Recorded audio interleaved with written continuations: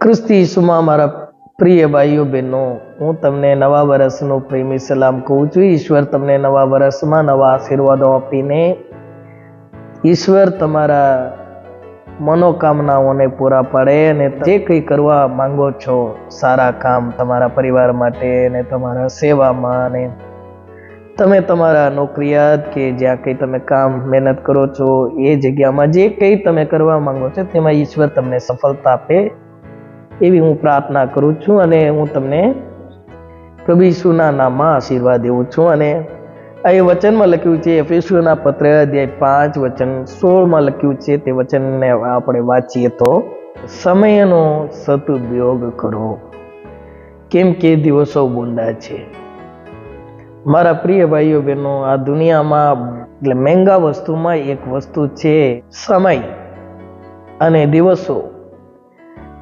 ઈશ્વર તમને અને મને આ નવા વર્ષમાં ઈશ્વર પહોંચાડ્યા 2024માં. તમે આ વર્ષમાં ઈશ્વરના માટે શું કરવા માંગો છો?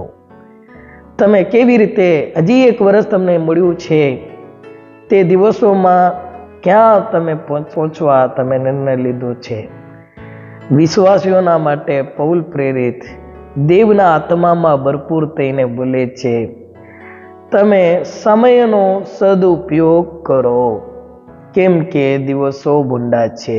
રોજ રોજ અન્યાય વધતા જાય છે, રોજ રોજ આપણો સમય વીતી જાય છે. આજના પ્રમાણે જેટલા વિજ્ઞાન વધ્યું છે તેમ, જેમ મનોરંજનની સુવિધાઓ વધેલું છે તેમ, જેમ પાપ કરવાનો સુવિધાઓ વધેલું છે તેમ દિવસો રોજ રોજ બુંડા થતા જાય છે. માણસો તેને ગણકારતા નથી. આવું મને એક સમય મળ્યું છે, એક દિવસ મારા જીવનમાં ઈશ્વર આપ્યો છે, તેને હું મારા જીવનમાં ઉપયોગી રૂપ કઈ રીતે હું કરાવું, મારા જીવનને કેવી રીતે હું ઉપયોગમાં લાવું એમ કરીને જાણતા નથી. માટે સમયને સદુપયોગ કરવા માટે પૌલ પ્રેરિત શું કહે છે? તમે નિર્બુદ્ધિના જેમ નહીં પણ ડાહ્યા માણસના જેમ ચાલો. એ માટે અનુસમજુ ના થાઓ. ઘણા અનુસમજો છે, સમજતા નથી કે સમજવા માંગતા નથી. ના હો અનુસમજો છે પણ બધી વાતો સમજી ગયેલા જેમ નાટક કરે છે. તો સમયને સદુપયોગ કઈ રીતે કરીએ? પ્રભુની ઈચ્છા શી છે તે સમજવાથી. ભલે તમારો પોતાની ઈચ્છા પ્રમાણે કે પોતાના જીવનને જેમ ગોઠવવા માંગો છો, જેમ તમે તમારા જીવનને બનાવવા માંગો છો તેમ બનાવો. તમારો મહેનત ભલે રહે, ભલે બીજાનો સલાહ માનો, પણ તેમ તેમ ઈશ્વરની ઈચ્છા તમને ખાસ જીવનમાં પહેલા જગ્યા લેવું પડે. તમે જીવનમાં ઈશ્વરની ઈચ્છા પૂર્ણ કરવું છે તે વિશે તે તમને દરેક સારા કામમાં એવા સંપૂર્ણ કરે કે તમે તેમની ઈચ્છા પ્રમાણે સર્વ કરો અને તેમની દૃષ્ટિમાં જે સંતોષકારક છે તે ઈસુ ખ્રિસ્ત દ્વારા આપણા પાસે કરાવે. તેમને સદા સર્વકાલ ગૌરવ હો, આમેન. આ હિબ્રોના પત્રને લખનાર તે લેખક બોલે છે, તેમની ઈચ્છા પ્રમાણે સર્વ કામ કરો. દરેક કામોને કરતા ત્યારે તમે તેને લઈને તે વિશે તમે ચર્ચા કરો કે આ મારા પ્રભુને પસંદ પડે કે નહીં. તમે પોતે નિર્ણય નહીં લેવાનો. દેવના વચન લો, તેને વાંચો અને બીજા કોઈ તમારા કરતા કોઈ ઈશ્વરીય અનુભવમાં આગેવાન હોય તેમના સાથે તમે ડિસ્કસ કરો કે કરીને જે દેવના આગળ સંતોષકારક છે તે પ્રમાણે કરો. ઈશ્વરની ઈચ્છા પ્રમાણે કર્યા છું પણ મને કોઈ આશીર્વાદ મળ્યું નહીં, માટે હું શું કરું? એમ કરીને તમે નિર્ગત થઈ જવાનું નહીં, નિરાશમાં પડી જવાનું નહીં. તમારો સારા કામો કરવાથી વિરામ લઈ લેવાનું નહીં. આગળ વધવાનું.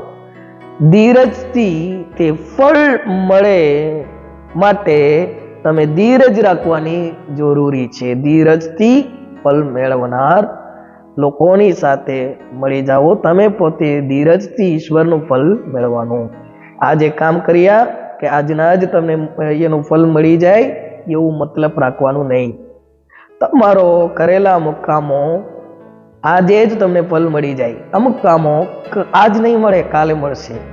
અમુક કામોનું ફળ છે આવનાર અઠવાડિયામાં મળે, કે આ મહિનામાં મળે, અથવા આવતા મહિનામાં તમને મળશે. ના હોય આ વર્ષમાં અંતમાં તમને મળે. અમુક તમારો કામનું ફળ આવતા વર્ષમાં મળે. અમુક તમારા સારા કામોનું ફળ હજી ઘણા વર્ષ પછી મળશે.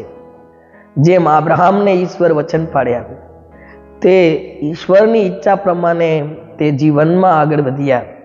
ઈશ્વરની ઈચ્છા પ્રમાણે કનાન દેશમાં 25 વર્ષ કરતા વધારે વર્ષો તે ત્યાં ઈશ્વરની સેવા કરતા હતા. પણ જે ઈશ્વર તેનું વિશ્વાસનું કામ જે તે કર્યા તેનું ફળ 25 વર્ષ પછી આપ્યા, પણ આપ્યા છે ચોક્કસ. ત્યારે તેઓ તેનું નામ ઈસાક પાડ્યા. શું કામ? આનંદ ખુશી ઈશ્વર તેને આપ્યાથી ઉત્પન્ન કરાવ્યા. તેમ તમને ધીરજ જરૂરી છે. તે ઈશ્વર વિલંબ કરશે નહીં. અમુક આશીર્વાદોને તમને યોગ્ય સમયમાં આપી જાય.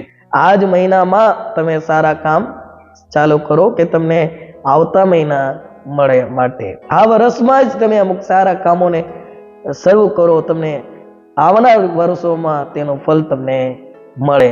મદપાન કરીને મસ્ત ના થાવું એ દુર્વ્યસન છે, પણ પવિત્ર આત્માથી ભરપૂર થાવો, ગીતોથી, સ્તોત્રોથી તથા આત્મિક ગાનોથી એકબીજાની સાથે વાતો કરીને તમારા હૃદયોમાં પ્રભુના ગાયનો તથા ભજનો ગાવો. આપણા પ્રભુ ઈસુ ખ્રિસ્તને નામે સર્વને માટે ઈશ્વર પિતાની આભાર સ્તુતિ નિત્ય કરજો. દેવના સન્મુખમાં તમે જે સમયને વિતાવો છો તે તમને સદુપયોગનું થઈ જાય છે. તે તમે નકામા સમય કાઢ્યા નહીં. તમે એકાંતમાં બેસીને પ્રાર્થના કરો છો તો તમે સમયને સદુપયોગ કરો છો. તમે બાઇબલ વાંચો છો કે તમે ઈશ્વરની સેવા કરો છો. નહીં ના હો તમે ઈશ્વરના મંડળીમાં આવીને તમે દેવના લોકોના સાથે મળીને આમાં લખ્યા પ્રમાણે પવિત્ર આત્મામાં ભરપૂર થઈને જો દેવને આભાર સ્તુતિ કરો છો, કે ગીતો ગાવો છો, કે સ્તોત્રો કરો છો, કે આત્મિક ગાનોથી એકબીજાને સાથે તમે વાત કરો છો, એકબીજા ગીતો દ્વારા તમે સમજાવો છો, તમે પોતે ભક્તિ વૃદ્ધિ થવો છો અને પ્રભુના ગાયનો જેટલા ગીતો છે તેને તમે ગાવો છો ને ભજનો ગાવો છો, ભજન કરો છો. એટલે વાજિંત્ર સહિત દેવના ઘરમાં તમે સમય કાઢો છો. એ કઈ નકામા વાત નથી. તેથી તમારો સમય કે તમારો દિવસ તે વેસ્ટ થાય છે એવું નહીં સમજવાનું. એ સદુપયોગનું છે. પૌલ પ્રેરિત લખતા એમ જ લખે છે, તમે મદપાન કરીને મસ્ત ના કરો. જેઓ મદ પીવે છે કે દારૂ પીવે છે તેઓ મસ્ત થાય એ માટે કરે છે, પણ તેઓનો દિવસો વીતી જાય છે નકામા વાતોમાં. આમાં લખ્યું છે એ દુર્વ્યસન છે. દારૂ પીવાનું દુર્વ્યસન છે. પ્રભુમાં તમે આત્મામાં ભરપૂર થઈને તમે દેવના આગળ પ્રાર્થના કરો, સ્તોત્રો ગાવો, ગીતો કરો, તમે ગાયનો દ્વારા એકબીજાના સાથે વાત કરો અને તમારા હૃદયોમાં તમે પ્રભુના ગીતો ગાઈને તમે દેવને ભજન કરો તો તમારો સમય સદુપયોગમાં આવે છે. માટે આજે કરેલા પ્રાર્થના આવનાર દિવસોમાં તમને આશીર્વાદ. આજે કરેલા તમે દેવના સમયમાં તમે વાપરેલા એ સમયો છે તમને હજી અમુક વર્ષોને તમારા જીવનમાં લંબાવીને આપશે. આજે તમે દેવના સન્મુખમાં સમય કાઢો છો માટે ઈશ્વર હજી તમારા તંદુરસ્તીઓને વધારીને આપશે. તમારા જીવનમાંથી દુઃખો દૂર થઈ જાય. તેથી તમે સમયને સદુપયોગ કરો છો. જે દિવસો તમને મળ્યા તેને દેવના સન્મુખમાં ઉપયોગ કર્યા છે. પૌલ પ્રેરિતનું સમયનો સદુપયોગ કરવામાં એમનું હેતુમાં આ પણ એક છે તે સમજાવવા માંગે છે. ઈશ્વરની ઈચ્છા પ્રમાણે કરો અને તેને દેવની સન્મુખમાં તમે તમારો સમય કાઢો, કે દેવના આગળ તમે ગીતો ગાઓ, ભજન કરો વચન 21 કહે છે, ક્રિસ્તુનું ભય રાખીને એકબીજાને આધીન રહો. ક્રિસ્તુનો ભય રાખીને, ઈસુ ક્રિસ્ત તમારો અને મારો દેવ છે. તે તમારો સંભાળ રાખનાર છે, તમને કદી છોડશે નહીં, તમને મદદ કરનાર દેવ છે. તે તમારો પ્રભુ છે, તે તમારો ધણી છે, તે તમને અને મને તે રાજ ચલાવે છે. તેમ કરીને એમના ભયમાં, એમના આધીનતામાં હું રહું છું, તેમ કરીને ભય રાખીને તમે શું કરવું પડે? એકબીજાને આધીન રહેવું જરૂરી છે. આધીન રહો. તમે તમારા માતા પિતાનું આધીનતામાં રહો. તમે પતિ કે પત્ની કે તમે એકબીજાનું આધીનતામાં રહો. તમે તમારા આગેવાનના આધીનતામાં રહો. તેઓને આગેવાન એમ કરીને નામ આપવામાં આવ્યું છે. તેઓ આગળ છે એટલા માટે. તેઓ તમારો સેવકનું નામ આપવામાં આવ્યું છે એટલા માટે કે તેઓ તમને ઈશ્વરની ઈચ્છા પ્રમાણે, ઈશ્વરના વચન લઈને તેઓ તમારી દેવના વચનની સેવા કરે છે. માટે સેવકો ઘણા માન આપતા નથી, ઘણા આધીનતામાં રહેતા નથી. બધા પોતપોતાનું માન જ મેળવવા માંગે છે. બધા પોતપોતાના ઈચ્છા પ્રમાણે વર્તવા માંગે છે. તેઓ ક્રિસ્તુનો ભય રાખતા નથી, આધીનતામાં રહેતા નથી, પણ સમજે છે મેં ક્રિસ્તુનો બહુ પ્રિય છું, ઈસુના બહુ પ્રિય છું.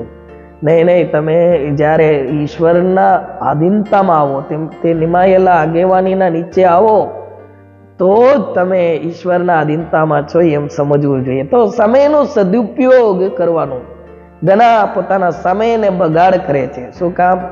તેઓ ઈશ્વર ધરાવેલા નિયમો પ્રમાણે સેવામાં આગળ વધતા નથી, પણ તેઓ પોતપોતાની ઈચ્છા પ્રમાણે કરવા માંગે છે.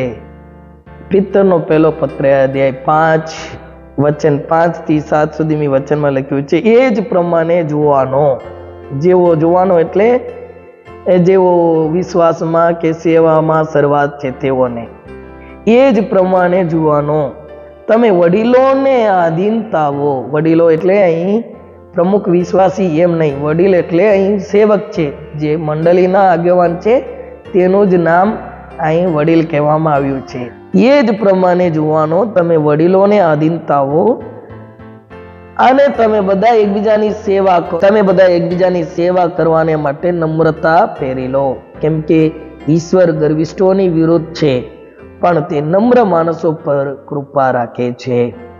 એ માટે ઈશ્વરના સામર્થ્ય હાથ નીચે તમે પોતાને નમાવો કે તમને યોગ્ય સમયે ઉચ્ચ પદે મૂકે. તમારી સર્વ ચિંતા તેમના પર નાખો, કેમ કે તે તમારી સંભાળ રાખે. તો ઈશ્વરનું વચન આશા તમને પૂરા પાડે છે. ઈશ્વરનું વચન શું છે? તમને યોગ્ય સમયમાં ઈશ્વર ઉચ્ચ પદવે લાવશે. પણ તમે શું કરવાનું? તમારા વડીલોની, તમારા આગેવાનની આધીનતામાં રહો. તમને ઘણા બધા ચિંતાઓ હોય, તેને ઈશ્વર ઉપર નાખી દો અને તમને ઈશ્વર ઉચ્ચ પદે લાવશે. પણ ઘણા લોકો એકબીજાના આધીનતામાં રહેવા નથી માંગતા. કોકનો આધીનતામાં રહેવા તેઓ પસંદ કરતા નથી. પોતપોતાના સમજણ પ્રમાણે આગળ વધે છે. તો ઈશ્વર પોતાના આપેલા વચનની વિરુદ્ધ કંઈ નહીં કરે, તે તમે જાણવા જોઈએ. ઈશ્વર એક વચન આપ્યા હોય એ જ પ્રમાણે કરે. અહીં પૌલ પ્રેરિત દ્વારા પવિત્ર આત્મા વાત કરે છે, તમે વડીલોની આધીનતામાં રહો તો તમને ઈશ્વર યોગ્ય સમયમાં ઉચ્ચ પદે લાવશે. પણ તમે ઉચ્ચ પદે લાવવા માટે તમે આધીનતામાં રહેતા નથી, પોતે તમે ઉપર ચડવા માંગો છો. તો અહીં વચન લખ્યું છે, ઈશ્વર ગર્વિષ્ઠોની વિરુદ્ધ છે. જે પોતે ઉપર આવવા માંગે છે તે ગર્વિષ્ઠ છે, પણ નમ્ર છે, બીજાના આધીનતામાં રહે, બીજાની સલાહ માને, બીજાની વ્યવસ્થા, બીજાથી ઠરાવેલા વચન પ્રમાણે ઠરાવેલા વ્યવસ્થાઓની આધીનતામાં રહે. કચકચ કરે નહીં, વિરોધ ભાષણ કરે નહીં, બંડ ઊભા કરાવે નહીં. એવા જેવા ખરાબ કામોને કરનાર નમ્ર વ્યક્તિ નથી, ગર્વિષ્ઠ વ્યક્તિ છે. પણ નમ્ર વ્યક્તિ શું કરે? ઈશ્વરને સોંપી દે. હા પ્રભુ, તું મને જોવે છે, હું તને મારા જાતને સમર્પણ કરું છું. તો તેને ઈશ્વર ઉચ્ચ પદવે જ્યારે પ્રભુ તેનો સમયને લાવશે ત્યારે લાવશે. માટે વિશ્વાસી ભાઈઓ બહેનો, તમારા સેવકને જે ઈશ્વર આપેલા દર્શનની સાથે તમે સાથે મળીને ઈશ્વરની ઈચ્છા પૂર્ણ કરવું જરૂરી છે. તેમજ તમે આગેવાનો, તમે તમારા અધિકારીઓની ઈશ્વર આપેલા દર્શન પ્રમાણે સાથે મળીને આગળ વધવાનું જરૂરી છે. પણ ચિંતાઓ હોય જ, અમુક વાતો આપણા તરફથી કહેવાનું છે પણ કહી શકતા નથી, એવી વાતોને પ્રભુના ઉપર નાખી દઈએ, દેવને પ્રાર્થના કરીએ. એવો એક સમય આવશે ત્યારે તમને એ ઉચ્ચ પદવે લાવશે. તમે દિવસોને સદુપયોગ કરો. પ્રભુ ઈસુ તમને આશીર્વાદિત કરે. તમને આ નવા વર્ષ તમારા માટે આશીર્વાદનું રૂપ બની જાય. જે આપણા જે અમરેલી આશીર્વાદ એસેમ્બલી ઓફ ગોડ મંડળીના આ વર્ષની ઈશ્વર તરફથી મળેલા વચન છે. હું તમારા આગળ દ્વાર ઓગાળું મૂક્યો છું. એમ કરીને પ્રભુ તમારા માટે ઓગાળો દરવાજો આપશે. તમે આગળ વધવા માટે, તમે ઈશ્વરના પાસેથી આશીર્વાદોને મેળવવા માટે. ચાલો આપણે પ્રાર્થના કરીએ. સર્વશક્તિમાન પવિત્ર પિતા, પ્રાર્થનામાં ભાગ લેનાર મારા પ્રિય ભાઈઓ બહેનોને પ્રભુ ઈસુના નામમાં આશીર્વાદ દેવું છું. તેઓને આશીર્વાદિત કરો પવિત્ર પિતા. સમય બહુ ભૂંડા છે પ્રભુ. અમે અમારા દિવસોને અને સમયોને અને આ મહિનામાં આવનાર 12 મહિનાઓને સદુપયોગ કરવા માટે અમને મદદ કરો. જ્યારે અમારા પ્રભુ અને અમારા ધની તમે જ્યારે આવશો ત્યારે ઉત્તમ સેવક તું થોડામાં વિશ્વાસુ હતો, માટે હું તને ગણાવો ઉપર અધિકારી બનાવું છું.